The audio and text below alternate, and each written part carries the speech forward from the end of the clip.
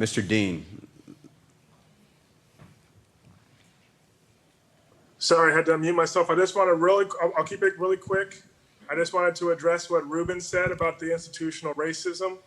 Even if you disagree with that statement, at the very least, I think we need to talk about the fact that there is an institutional problem when it comes to policing. I am a former teacher. I went to Reagan High School in San Antonio, one of the most affluent high schools in the area.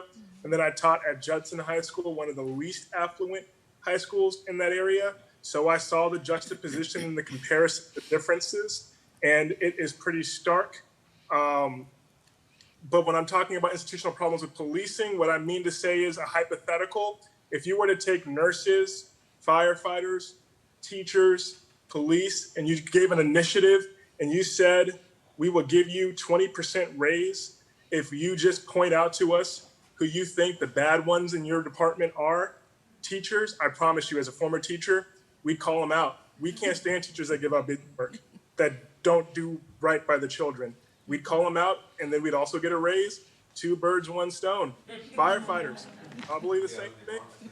Okay, you got somebody watching your back, you want somebody who's competent. So if somebody's not competent, you want to get them out of there. Same with nursing, but with other individuals. So I can't say for certainty that that would be the same case with cops. Okay, and that's just from my experience of seeing that even the good cops will stand by idly and watch when bad cops are doing bad things, i.e. a cop with his knee on a guy's neck narrating his own death for 8 minutes and 46 seconds. And that was one of the first questions that was asked, is what made this different?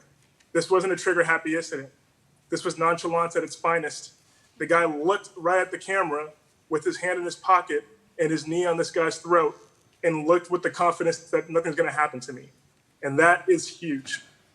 So until we can actually have conversations about these institutional problems, there will be no progress.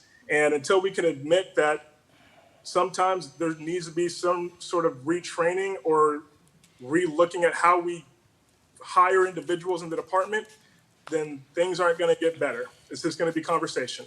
Action needs to happen as well. And I want to leave it off with this. We keep on talking about people need to listen. An old nursery rhyme goes, an owl sat at an oak. The more he saw, the less he spoke. The less he spoke, the more he heard. Why aren't we more like that old wise bird? So even when you're listening, don't be listening to reply, listen to listen. And I hope that you guys take these words seriously. All the words that everybody's talking about, this whole thing is great, and I'm honored to be a part of it. Thank you. Thank you, Mr. Dean.